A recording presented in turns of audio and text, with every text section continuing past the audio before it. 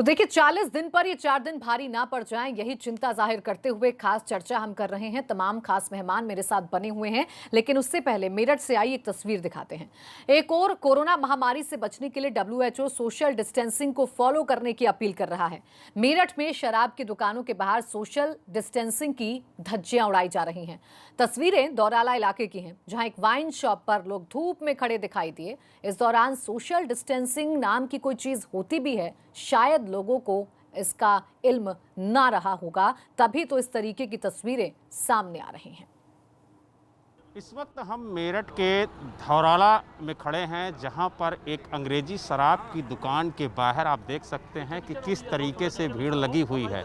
अभी तक फिलहाल यहां पर सोशल डिस्टेंसिंग की धज्जियां खुलेआम उड़ाई जा रही थी, लेकिन जब एबीपी का कैमरा यहां पर घूमा तो जो पुलिसकर्मी यहाँ पर बैठे हुए थे जीप में, वो हरकत में आए और उन्होंने सोशल डिस्टेंसिंग का आप देख सकते हैं कि किस तरीके से पालन कराना शुरू कर दिया है। अब हाथों में डंडा लेकर के लोगों को पीछे किया जा रहा है ताकि सोशल डिस्टेंसिंग का पालन हो सके, क्योंकि जब ये तस्वीरें एबीपी गंगा के कैमरे में कैद हो रही हैं तब पुलिस हरकत में आई, तो कहीं ना कहीं ये कहा जा सकता है कि सोशल डिस्टेंसिंग की धज्जियाँ वाइन शॉप के बाहर दिख रही हैं कि किस तरीके से उड़ाई जा रही हैं। और अधिकारी जब मीडिया का कैमरा देखते हैं तो हरकत में आते हैं, नहीं तो आराम से गाड़ियों में बैठे रहते हैं।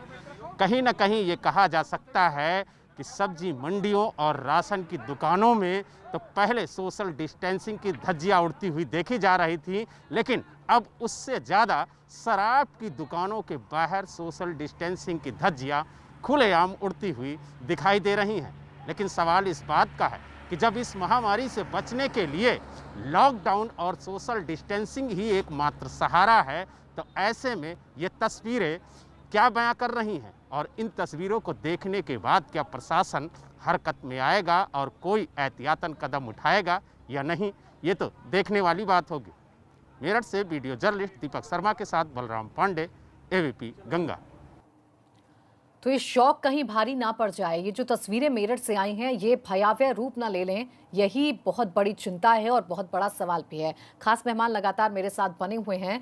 आलोक अवस्थी जी, मेरठ से आई तस्वीरों पर आपका रिएक्शन मैं जरूर चाहूंगी सर।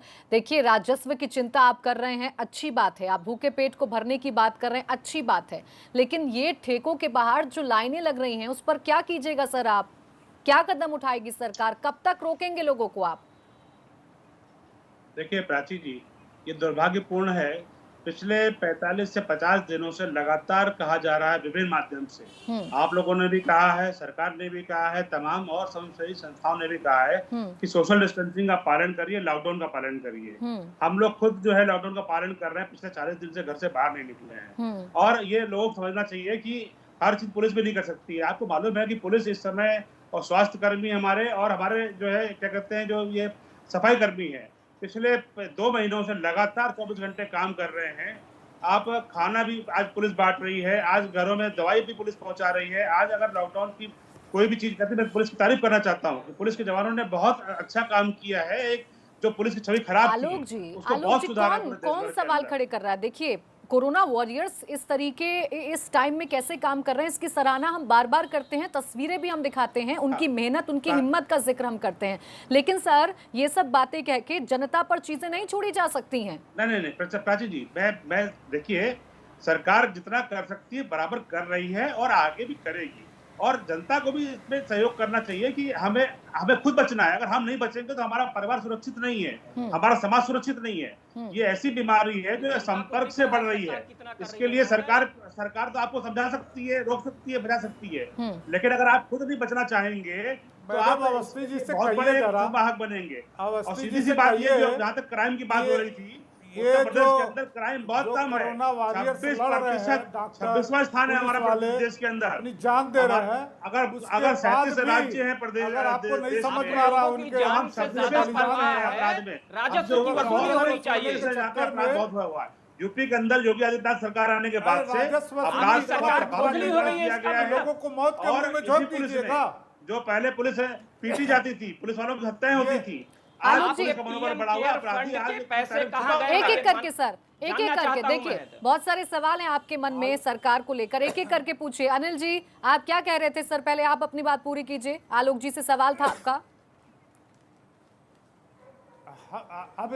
अभी अभी चर्चा हो रही थी हाँ। कि कोरोना वॉरियर्स लड़ रहे, डॉक्टर मर रहे बेचारे, नर्सेज मर रही हैं, जो मेडिकल स्टाफ के लोग मर रहे हैं, पुलिस वाले मर रहे हैं और तपस्या कर अपना बलिदान दे रहे हैं लोगों की जान बचाने के लिए, और आप राजस्व वसूली के चक्कर में लोगों को जान को खतरे में डाल रहे हैं।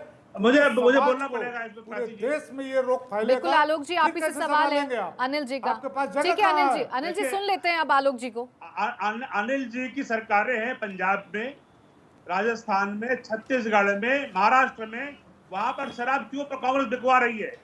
अगर शराब में बिकना अगर हमारे लिए अपराध है तो कांग्रेस क्यों बंटवा रही है, बिकवा रही है? सभी राज्यों में जहां पर भी सरकारें हैं विभिन्न पार्टियों की, हर जगह, चाहे अरे दिल्ली भाई, हो, आप लेकिन आपकी हर केंद्र जगह में पे जो है, सरकार है, मान्यवर, आप रोकिए। आपकी केंद्र में सरकार है, हमारी आपकी सरकार आपके है जो राष्ट्रपति कर रही है, मैं आपके उनको प्रधानमंत्री भी कंडेम आप कर रहा बंद करा हूं। दीजिए। आप रोकिए उसको। जीएसटी नहीं आ रहा है, आप केंद्रीय स्तर से आपने खोला है। आप कैसे आप चलाएंगे? केंद्रीय स्तर से खोले स्वास्थ्य हैं। सेवाएं हम चला रहे सोशल हैं, सरकार डिस्टेंसिंग उसको पालन लागू नहीं नहीं हो कर पा रहा रहा है। है। हम डॉक्टरों को तनख्वाह दे रहे हैं, हम किसी भी हम जो सरकार है के डिपेंड क्वारंटाइन नहीं लोगों को कर कर रहे हैं, उनको भोजन की व्यवस्था करा रहे हैं, हम तनख्वाह दे रहे हैं राज्य के कर्मचारियों की। ये आलोक पैसा जी, ये कहाँ तो से करना आएगा? होगा। इससे सारा व्यापार बंद है। देखिए आप सरकार में हैं, जनता ने भरपूर प्यार आपको दिया है, ये सब आप कर रहे हैं तो ये तो आपको करना ही होगा सर, ये तो करना हम पड़ेगा। किसी इस सरकार मुश्किल के को वक्त में कोई सरकार डिपेंड नहीं नहीं करेगी कर तो रहे। कौन करेगा? हम किसी सरकार को डिपेंड अरे नहीं सरकार कर कर रही है तो सरकार को आय भी देखनी पड़ेगी, केंद्रीय पैसा आएगा स्तर पर कहाँ से? रोकिए। सरकार को देखिए सरकार सर, के रोका बिल्कुल जाए। देखिए, आप आए देखिए, देखिए इस फैसले पर कोई डायरेक्ट भाजपा सवाल नहीं सरकार खड़े से कर मैं रहा है पूछना आलोक जी। चाहता हूं, सोशल डिस्टेंसिंग को लेकर सवाल है। मेरठ से आई तस्वीरों को सिर्फ ये कह देना कि दुर्भाग्यपूर्ण है, लोगों को जिम्मेदारी समझनी होगी, नहीं बचा जा सकता। आलोक जी, आगरा में क्यों खोल अरे दी? आगरा के बारे में क्या कहेंगे? 678 केस है वहां पर। हमने कई जगहों पे दुकानें बंद करा दी हैं, सील कर दी है जहाँ पे पालन नहीं किया गया है, और जहाँ जहाँ इस तरह की गड़बड़ी पाई जाएगी हम दुकानों को बंद कर देंगे, उनका लाइसेंस भी कैंसिल करेंगे अगर वहाँ पे वो पालन नहीं कराते हैं।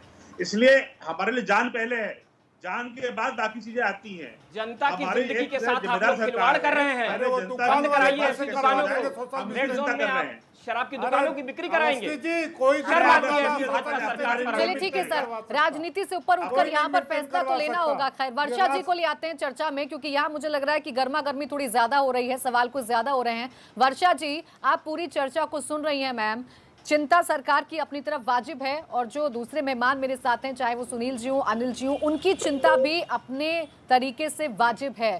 क्या रास्ता निकलेगा, किस तरीके से आप देख रही हैं इस पूरी सिचुएशन को? जी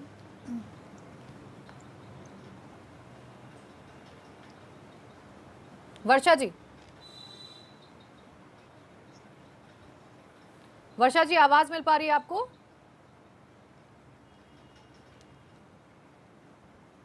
चलिए, वर्षा जी तक आवाज मेरी शायद नहीं पहुंच पा रही है। सुनील जी, आपका मैं रुक करूंगी। देखिए सुनील जी, ऐसे वक्त में पूरी तरीके से सरकार को कोसना, ये कह देना कि सरकार पूरी तरीके से फेल है, ये सही नहीं होगा। सर, आपसी सहयोग से तो काम करना होगा ना। आलोक जी मेरे सामने बैठे हैं, आप बैठे हैं, आप सुझाव दे दीजिए, बताइए सरकार को, समझाइए अगर नहीं समझ पा रही है तो। मैं आपसे पूछना चाहता हूं, मैडम मैं आपसे ये पूछना चाहता हूं कि भाजपा सरकार अगर 4-6 महीने शराब के ठेकों को नहीं खोलेगी, क्या मर जाएगी, खत्म हो जाएगी? जनता के साथ खिलवाड़ क्यों कर रहे हैं? मैं उत्तर प्रदेश के डीजीपी महोदय से पूछना चाहता हूं कि जिन लोगों ने सोशल डिस्टेंसिंग का अनुपालन नहीं किया है, उनके खिलाफ उत्तर प्रदेश में कितनी एफआईआर दर्ज किए? क्या वो हमारे सफेद टोपी पहने वाले मौलाना भाई, जमाती भाई नहीं थे, इसलिए उनके ऊपर एफआईआर नहीं की गई? आप क्यों एफआईआर नहीं दर्ज कर रहे हैं? आप मुद्दे को कहीं और लेकर जा रहे हैं सुनील जी। सुनील जी, ये सुनील जी, कर रहे आप हैं, मुद्दे मैंने को उनसे देखिए, कहा आप कि कहीं बात और नहीं लेकर आती। जा रहे हैं। ये शराब बात पर सही कह रहा चर्चा हूं। हो रही है सुनील जी, शराब पर चर्चा हो रही है, चिंता जाहिर करिए। शराब बताइए, जिन सुझाव लोगों ने दीजिए social ना। distancing का अनुपालन सुझाव नहीं दीजिए, किया है, सुनील जी, सुझाव उन दीजिए। शराबी जमातियों पर आपने FIR क्यों नहीं दर्ज की? देखिए सर, यहाँ पर सियासी रंग नहीं चलेगा सर। मैं सुझाव चिंता के साथ जाहिर में यह कीजिए, भी कह रहा हूं कि आपने बताइए। FIR दर्ज क्यों नहीं किया? ठीक है, मैं आगे बढ़ रही हूँ। एक बड़ी खबर मिल रही है वर्षा जी, उसके आपने बाद आपके FIR पास आऊंगी। बड़ी खबर कौशाम्बी से है, जहां 18 प्रवासी मजदूर घायल हो गए हैं। सड़क हादसे में घायल हुए हैं प्रवासी मजदूर। 6 लोगों की हालत गंभीर है। अजुवा क्वारंटीन सेंटर से ये सभी आ रहे थे। तो बड़ी खबर आपको बता दें कौशाम्बी से, जहां 18 प्रवासी मजदूर जो हैं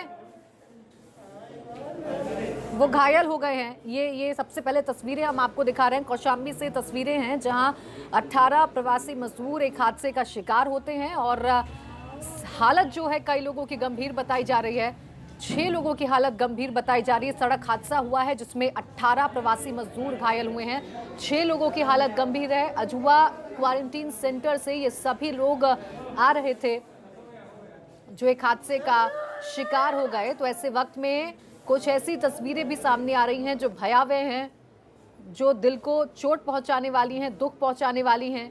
क्योंकि इस लॉकडाउन में अगर सबसे ज़्यादा परेशानी किसी को हुई है तो वो प्रवासी मजदूर हैं। वो मजदूर हैं जिनकी रोजी रोटी उनके रोज़ के काम पर चलती है।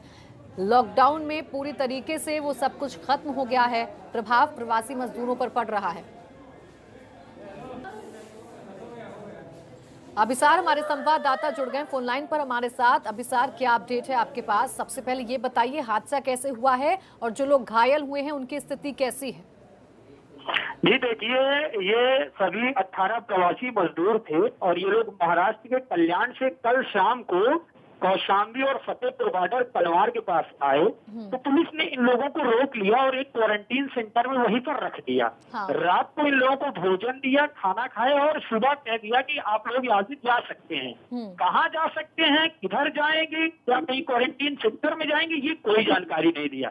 सभी मजदूर पैदल ही रवाना हो गए वहां से अपने घरों के लिए, क्योंकि ये कौशाम्बी थाना अंतर्गत के विभिन्न गांव के रहने वाले हैं। पैदल चले आ रहे थे। रास्ते में एक पिकअप यानी छोटा हाथी एक वाहन होता है वो मिल गया। सभी 18 लोग उसमें सवार हो गए। सिलराहा के पास जैसे ही आए, ये मंजनपुर थाना क्षेत्र का सिलराहा गांव पड़ता है, वहां पिकअप अचानक अनियंत्रित होकर पलट गया और पलटकर वो गड्ढे में चला गया। गड्ढे में जाने से करीब 18 ये मजदूर दिखते थे। सभी लोग घायल, 6 लोग गंभीर घायल बताया जा रहे हैं। हाँ। इन लोगों को प्रयागराज के एसआरएम रेफर करने की तैयारी है। और आपको ये बता दें कि इतनी बड़ी घटना हो गई, ये लोग क्वारंटीन सेंटर से आ रहे हैं, लेकिन अभी भी ना तो यहाँ पर कोई अधिकारी आए हैं और ना ही इनसे कोई बड़े अफसर आए हैं, जैसे कि एसडीएम, एसपी या एडिशनल एसपी, सीओ तक कोई भी नहीं आए। सिर्फ और सिर्फ बिल्कुल अभिसार, और इसके बाद फिर ये सवाल जरूर खड़ा होगा कि क्यों महज खाना पूर्ति कर दी जा रही है प्रवासी मजदूरों को उनके घर लाने की बात कहकर। शुक्रिया आपका अभिसार तमाम जानकारी के लिए। और अगली बड़ी खबर प्रयागराज से, लॉकडाउन में मंदिर खोलने की मांग की जा रही है। अखिल भारतीय अखाड़ा परिषद ने पत्र लिखा है। पीएम मोदी को अखाड़ा परिषद ने पत्र लिखा है। सरकार मठ मंदिरों को खोलने पर विचार करे। राष्ट्रपति, गृह मंत्री, रक्षा मंत्री को भी पत्र लिखा है। अखाड़ा परिषद ने सीएम योगी को भी पत्र लिखा है। मंदिर खुलने पर कोरोना प्रोटोकॉल का पालन होगा, ये विश्वास अखाड़ा परिषद की तरफ से दिलवाया गया है, लेकिन मांग की गई है कि मंदिर को खोला जाए। अखिल भारतीय अखाड़ा परिषद ने पत्र लिखा है। प्रधानमंत्री नरेंद्र मोदी को पत्र लिखा है। सरकार मठ मंदिरों को खोलने पर विचार करे। सीएम योगी को भी पत्र लिखा गया है और इस पत्र में एक तरफ जहां मंदिर खोलने की मांग की गई है, मंदिर मठ खोलने की बात की गई है, तो वहीं दूसरी तरफ ये विश्वास दिलाया गया है सरकार को कि अगर सरकार इस दिशा में कोई कदम उठाती है, अगर मंदिर खोलती है, मठ खोलती है, तो पूरी तरीके से कोरोना प्रोटोकॉल का जो पालन है वो किया जाएगा। मोहम्मद मोइन हमारे संवाददाता जुड़ गए फोन लाइन पर। मोहम्मद मोइन, क्या मांग उठाई गई है, जरा डिटेल में आप जानकारी दीजिए अखाड़ा परिषद की तरफ से।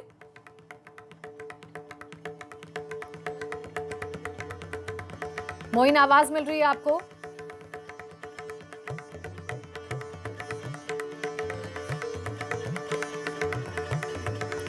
चले, मोइन तक आवाज मेरी नहीं पहुंच पा रही है, लेकिन आपको बता दें कि ये बड़ी खबर है। शराब की दुकान खुलने के बाद अब बड़ा तबका है एक जो मंदिर को खोलने की मांग कर रहा है और अब अखाड़ा परिषद ने भी मांग कर दिया। एक बार फिर से रुक करेंगे मोहम्मद मोइन का। मेरे साथ जुड़ चुके हैं मेरे सहयोगी मोहम्मद मोइन। पत्र जो लिखा गया है अखाड़ा परिषद की तरफ से, उसमें क्या बातें मेंशन की गई हैं? जी बिल्कुल, अखाड़ा परिषद जो है वो साधु संतों की सबसे बड़ी संस्था है और इसकी तरफ से 2 दिन पहले ही न सिर्फ शराब की दुकानों को खोले जाने पर ऐतराज जताया गया था, बल्कि इस फैसले को गलत भी कहा गया था। और साथ ही साथ ये मांग भी की गई थी कि जब शराब की दुकानें खोल दी गई हैं तो कम से कम जो मठ मंदिर हैं, जो दूसरे धार्मिक स्थल हैं, उन्हें भी खोल दिया जाना चाहिए, क्योंकि ऐसी जगहों पर जाकर लोग सुकून पा सकेंगे, शांति पा सकेंगे। और जब लोग धार्मिक स्थलों पर जाते हैं तो लोग खुद ही अनुशासित हो जाते हैं, तो वो सोशल डिस्टेंसिंग का पालन करेंगे। तो अपनी इसी मांग को लेकर आज अखाड़ा परिषद के अध्यक्ष महंत नरेंद्र गिरी और महामंत्री महंत हरिगिरी की तरफ से औपचारिक तौर पर जो बड़े लोग हैं, जो जिम्मेदार पदों पर बैठे हुए लोग हैं, राष्ट्रपति, प्रधानमंत्री, केंद्रीय गृह मंत्री, उत्तर प्रदेश के मुख्यमंत्री, इन सभी को औपचारिक तौर पर चिट्ठी भेज दी गई है। और इसमें 2 चीजें कही गई हैं। एक तो शराब की दुकानों को खोले जाने पर ऐतराज जताया गया है, दूसरा धार्मिक स्थलों को खोले जाने की इजाजत दिए जाने की मांग की गई है। तो अखाड़ा परिषद जो है वो साधु संतों की सबसे बड़ी संस्था है, जो कि मठ मंदिर है वो इसी के तहत आते हैं। तो समझा जा सकता है कि ये मामला जो है अब बहुत गंभीर होता जा रहा है। बिल्कुल मोइन, बहुत बड़ा तबका है जो लगातार मंदिर मठ खोलने की मांग कर रहा है। ऐसे में अखाड़ा परिषद का भी पत्र लिखना बहुत जरूर विषय है ऐसा जिस पर सरकार जरूर विचार करेगी। फिलहाल शुक्रिया आपका मोहम्मद मोइन तमाम जानकारी के लिए। तो देखिए, शराब की दुकान खुलने के बाद अब अलग अलग मांगे उठने लगी हैं सरकार से। लगातार खास मेहमान हमारे साथ बने हुए हैं। आलोक जी, अखाड़ा परिषद ने जो ये पत्र लिखा है इस पर आप क्या कहेंगे? क्योंकि शराब की दुकान खोल दी आपने, अब मांग होने लगी है कि मंदिर, मस्जिद, मठ ये क्यों बंद हैं? इन्हें भी खोलिए फिर। देखिए, जो ग्रीन जोन और ऑरेंज जोन थे, वहाँ पे स्टैंड अलोन दुकानों को खोलने के लिए कहा गया था। उसमें शराब की दुकान भी आती है, उसमें पुस्तकें भी हैं, उसमें बाकी अन्य चीजें भी हैं। खाली एक अकेली शराब की दुकान नहीं खोली गई है, क्योंकि आपको सिस्टम को चलाना भी है, आपको पैसा लाना भी है और खर्च भी करना है। और ये जो खर्च करना है, पैसा लाने के साधन बनाए जा रहे हैं। लेकिन किसी भी तरीके से मेरा साफ साफ कहना है, जहाँ पे सोशल गैदरिंग बिल्कुल भी नहीं होनी चाहिए इस समय, ना ही कोई क्लब खुलना चाहिए, ना ही कोई मॉल खुलना चाहिए, ना ही इस तरह के कोई बड़े आयोजन जहाँ पे मंदिर हो या बड़े मस्जिद हो, वहां पर इस तरह का भी कोई भी इकट्ठा होने की आवश्यकता नहीं है। अभी तो ये कोरोना का वायरस जो है बिल्कुल अपना भयावह रूप ले रहा है, इसको हमको रोकना है। अगर हमने इस तरीके से जरा सी ढील दे दी तो ये बहुत विकराल रूप ले सकता है। आपने देखा अमेरिका इतनी चिंता है आलोक जी आपको, उसके बावजूद भी ढील तो हो रही है। आलोक जी, आप इस बात से इनकार नहीं कर सकते हैं, क्योंकि शराब की दुकानों की जो स्थिति है वो बहुत भयावह है। बने रहेगा आप लोग मेरे साथ, रिएक्शन तमाम अपने मेहमानों से मिलूंगी, लेकिन फिलहाल वक्त यहाँ पर एक छोटे से ब्रेक का है, जल्द लौटेंगे।